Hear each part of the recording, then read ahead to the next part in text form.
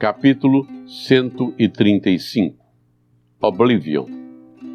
E agora sinto que se alguma dama tem seguido essas páginas, fecho o livro e não lê as restantes. Para ela extinguiu-se o interesse da minha vida, que era o amor. 50 anos. Não é ainda invalidez, mas já não é frescura. Venho mais 10 e eu entenderei o que o inglês dizia. Coisa é não achar já quem se lembre de meus pais, e de que modo me há de encarar o próprio esquecimento. Vai em Versaletes esse nome, Oblivion. Justo é que se deem todas as honras a um personagem tão desprezado, tão digno, conviva da última hora, mas certo. Sabe-o a dama que luziu na aurora do atual reinado, e mais dolorosamente a que ostentou suas graças em flor sob o Ministério Paraná, porque esta acha-se mais perto do triunfo e sente já que outras lhe tomaram o carro. Então, se é digna de si mesma, não teima em espertar a lembrança morta ou expirante. Não busca no olhar de hoje a mesma saudação do olhar de ontem, quando eram outros os que encetavam a marcha da vida, de alma alegre e pé veloz. Tempora mutantur. Compreende que esse turbilhão é assim mesmo. Leva as folhas do mato e os farrapos do caminho, sem exceção nem piedade. E se tiver um pouco de filosofia, não inveja, mas lastima as que lhe tomaram o carro, porque também elas hão de ser apeadas pelo estribeiro Oblivion, espetáculo cujo fim é divertir o planeta Saturno, que anda muito aborrecido. Capítulo 136. Inutilidade. Mas, ou muito me engano, ou acabo de escrever um capítulo inútil. Capítulo 137. A Barretina. E daí não. Ele resume as reflexões que fiz no dia seguinte ao Quincas Borba, acrescentando que me sentia acabrunhado e 1000 outras coisas tristes. Mas esse filósofo, com o elevado tino de que dispunha, bradou-me que eu ia escorregando na ladeira fatal da melancolia.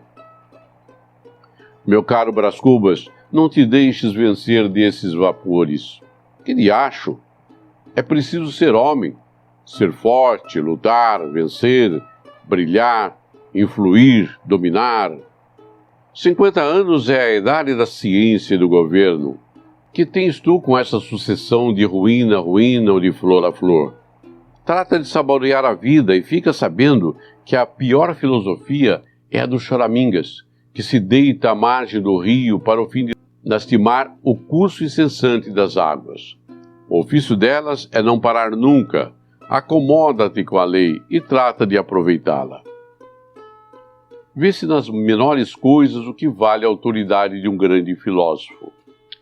As palavras do Quincas Borba tiveram condão de sacudir o torpor moral e mental em que andava. Vamos lá. Façamos-nos governo, é tempo. Eu não havia intervindo até então nos grandes debates. Cortejava a pasta por meio de rapapés, chás, comissões e votos, e a pasta não vinha. Urgia apoderar-me da tribuna. Comecei devagar. 3 dias depois, discutindo-se o orçamento da Justiça, aproveitei o ensejo para perguntar modestamente ao ministro se não julgava útil diminuir a barretina da Guarda Nacional. Não tinha vasto alcance o objeto da pergunta, mas ainda assim demonstrei que não era indigno das cogitações de um homem de Estado. E citei Filopémen, que ordenou a substituição dos broquéis de suas tropas, que eram pequenos, por outros maiores, e bem assim as lanças, que eram demasiado leves. Fato que a história não achou que desmentisse a gravidade de suas páginas. O tamanho das nossas barretinas estava pedindo um corte profundo, não só por serem deselegantes, mas também por serem anti-higiênicas. Nas paradas ao sol, o excesso de calor produzido por elas podia ser fatal. Sendo certo que um dos preceitos de Hipócrates era trazer a cabeça fresca, parecia cruel obrigar um cidadão por simples consideração de uniforme, a arriscar a saúde e a vida e, consequentemente, o futuro da família. A Câmara e o governo deviam lembrar-se que a Guarda Nacional era o anteparo da liberdade e da independência, e que o cidadão, chamado a um serviço gratuito, frequente e penoso, tinha direito a que se lhe diminuísse o ônus, decretando um uniforme leve e maneiro. Acrescia que a barretina, por seu peso, abatia a cabeça dos cidadãos, e a pátria precisava de cidadãos cuja fronte pudesse levantar-se altiva e serena diante do poder. E concluí com essa ideia: o chorão que inclina os seus galhos para a terra é árvore de cemitério. A palmeira, ereta e firme, é árvore do deserto, das praças e dos jardins. Vária foi a impressão deste discurso. Quanto à forma, ao rápido, eloquente, à parte literária e filosófica, a opinião foi só uma. Disseram-me todos que era completo e que, de uma barretina, ninguém ainda conseguira tirar tantas ideias. Mas a parte política foi considerada por muitos deplorável. Alguns achavam o meu discurso um desastre parlamentar. Enfim, vieram dizer-me que outros me davam já em oposição. Entrando nesse número, os oposicionistas da Câmara, que chegaram a insinuar a conveniência de uma moção de desconfiança.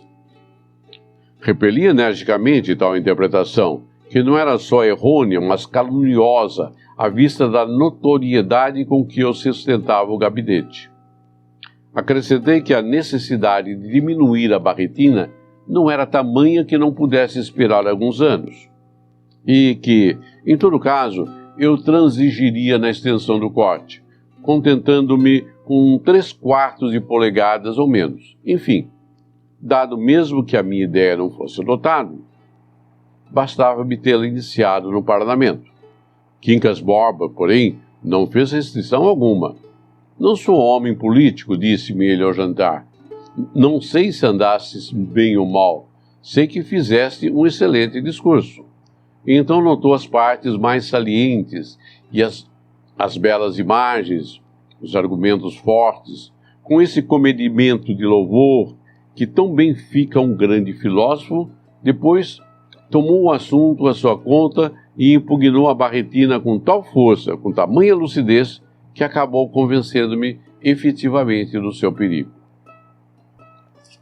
Capítulo 138. Há um crítico.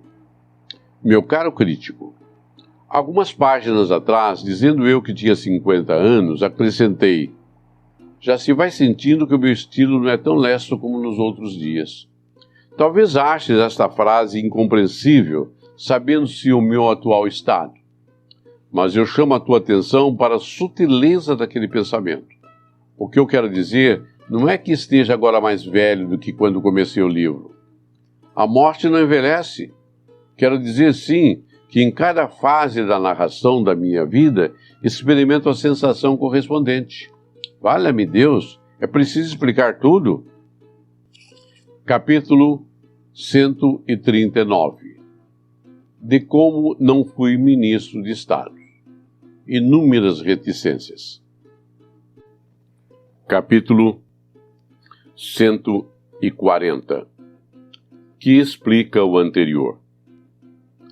Há coisas que melhor se dizem calando. Tal é a matéria do capítulo anterior. Podem entendê-lo os ambiciosos malogrados. Se a paixão do poder é a mais forte de todas, como alguns inculcam, imaginem o desespero, a dor, o abatimento do dia em que perdi a cadeira da Câmara dos Deputados. Iam-se-me as esperanças todas. Terminava a carreira política. E notem que o Quincas Borba, por induções filosóficas que fez, achou que a minha ambição não era a paixão verdadeira do poder, mas um capricho, um desejo de folgar. Na opinião dele, este sentimento, não sendo mais profundo que o outro, amofina muito mais, porque orça pelo amor que as mulheres têm às rendas e toucados.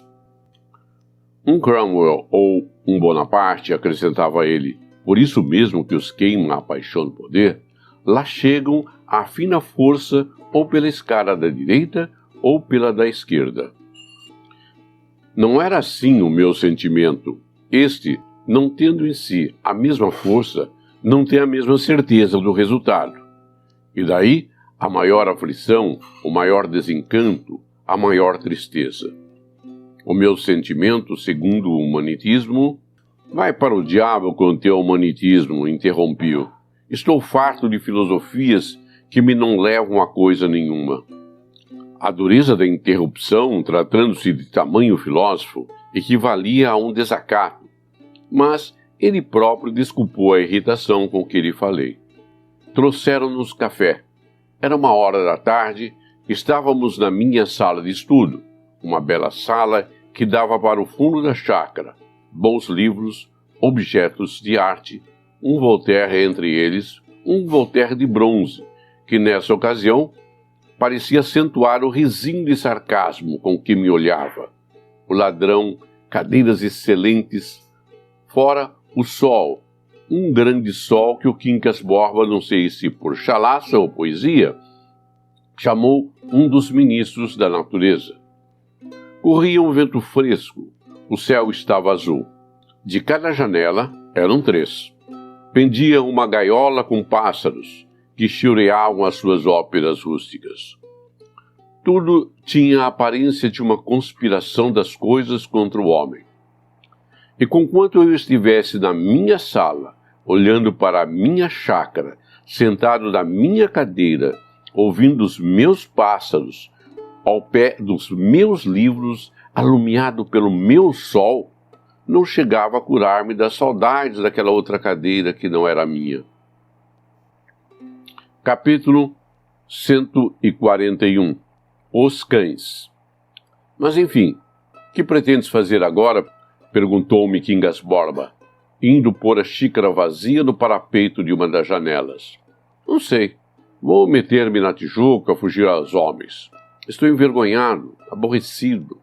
Tantos sonhos, meu caro Borba, tantos sonhos e não sou nada. Nada, interrompeu-me Quincas Borba com um gesto de indignação. Para distrair-me, convidou-me a sair. Saímos para os lados do engenho velho. Íamos a pé, filosofando as coisas. Nunca me há de esquecer o benefício desse passeio. A palavra daquele grande homem era o cordial da sabedoria. Disse-me ele que eu não podia fugir ao combate. Se me fechavam a tribuna, cumpria-me abrir um jornal.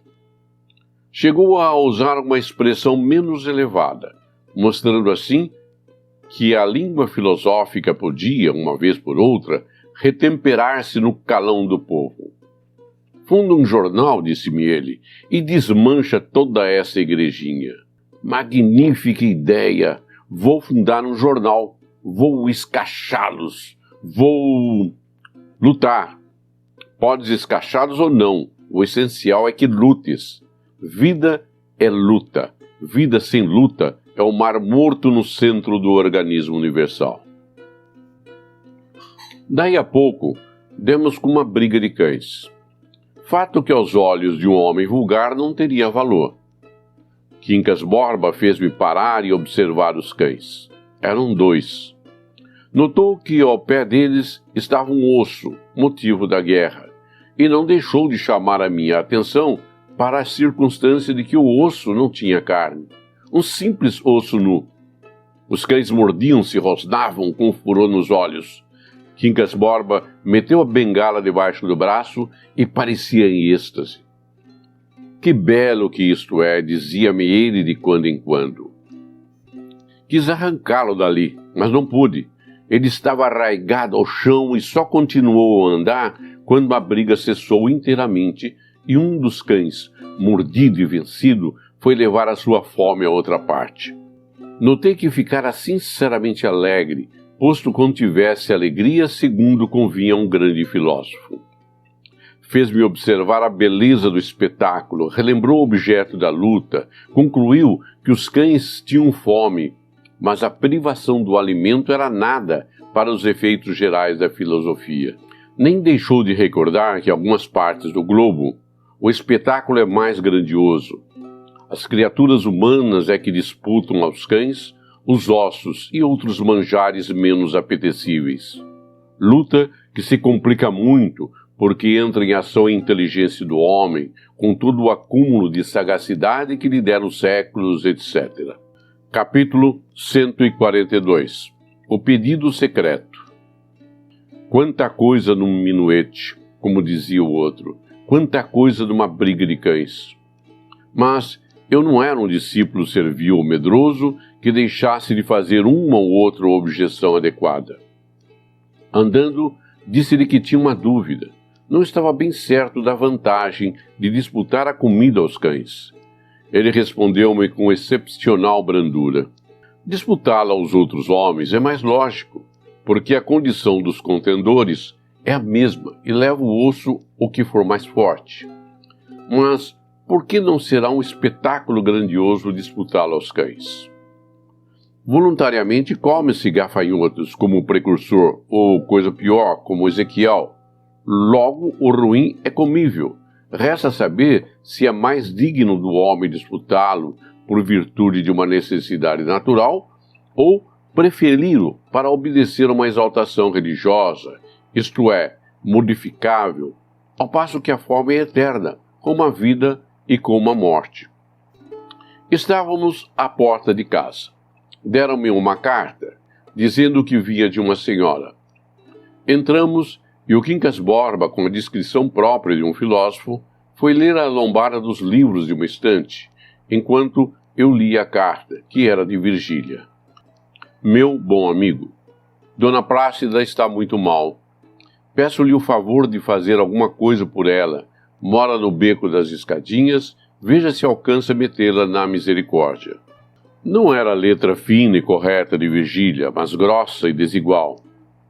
O V da assinatura não passava de um rabisco sem intenção alfabético, de maneira que, se a carta aparecesse, era muito difícil atribuir-lhe a autoria. Virei e revirei o papel. Pobre Dona Plácida. Mas eu tinha lhe deixado 5 contos da praia de Botafogo e não podia compreender que... Vais compreender, disse Quincas Borba, tirando um livro da estante. O quê? Perguntei espantado. Vais compreender que eu só te disse a verdade. Pascal é um dos meus avós espirituais. E conquanto a minha filosofia valha mais do que a dele, não posso negar que era um grande homem. Ora, que diz ele nessa página? E, chapéu na cabeça, bengala sobraçada, apontava o lugar com o dedo. Que diz ele? Diz que o homem tem uma grande vantagem sobre o resto do universo. Sabe que morre, ao passo que o universo ignora-o absolutamente. Vês? Logo, o homem que disputa o osso a um cão tem sobre esse a grande vantagem de saber que tem fome. E é isso que torna a grandiosa luta, como eu dizia. Sabe que morre é uma expressão profunda. Creio, todavia, que é mais profunda a minha expressão. Sabe que tem fome. Porquanto o fato da morte limita, por assim dizer, o entendimento humano, a consciência da extinção dura um breve instante e acaba para nunca mais. Ao passo que a fome tem a vantagem de voltar, de prolongar o estado consciente. Parece-me, se não vai nisso alguma imodéstia, que a fórmula de Pascal é inferior à minha, sem todavia deixar de ser um grande pensamento. E Pascal era um grande homem. Capítulo 143. Não vou. Enquanto ele restituía o livro à estante, relia eu o bilhete. Ao jantar, vendo que eu falava pouco, mastigava sem acabar de engolir, fitava o canto da sala, a ponta da mesa, um prato, uma cadeira, uma mosca invisível. Disse-me ele: tens alguma coisa? Aposto que foi aquela carta. Foi. Realmente sentia-me aborrecido, incomodado com o pedido de Virgília. Tinha dado a Dona Plácida 5 contos de réis. Duvido muito que ninguém fosse mais generoso do que eu, nem tanto. 5 contos. O que fizera deles? Naturalmente botou-os fora, comeu-os em grandes festas, e agora toca para a misericórdia e eu que a leve. Morre-se em qualquer parte.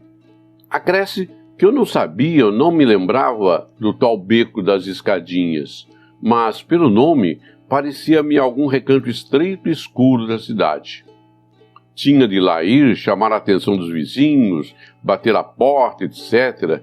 Que maçada! Não vou. Capítulo 44. Utilidade relativa. Mas à noite que a boa conselheira ponderou que a cortesia mandava obedecer aos desejos da minha antiga dama. Letras vencidas, urge pagá-las, disse eu ao levantar-me. Depois do almoço, fui à casa de Dona Plácida. Achei um muro de ossos, envolto em molambos, estendido sobre um catre velho e nauseabundo. Dei-lhe algum dinheiro. No dia seguinte, fui-la transportar para a Misericórdia, onde ela morreu uma semana depois. Minto. Amanheceu morta, saiu da vida às escondidas, tal qual entrara. Outra vez perguntei a mim mesmo, como no capítulo 75, se era para isto que o sacristão da Sé e a doceira trouxeram Dona Plácida à luz, no momento de simpatia específica. Mas adverti logo que, se não fosse Dona Plácida, talvez os meus amores com Virgília tivessem sido interrompidos ou imediatamente quebrados, em plena efervescência. Tal foi, portanto, a utilidade da vida de Dona Plácida. Utilidade relativa, convenho, mas que diacho há absoluto nesse mundo? Capítulo 45. Simples repetição. Quanto aos 5 contos, não vale a pena dizer que um canteiro da vizinhança fingiu-se namorado de Dona Plácida, logrou espetar-lhes os sentidos ou a vaidade e casou com ela. No fim de alguns meses, inventou um negócio, vendeu as apólices e fugiu com dinheiro. Não vale a pena. É o caso dos cães do Quincas Borba, simples repetição de um capítulo. Capítulo 46. O programa. Urgia fundar o jornal.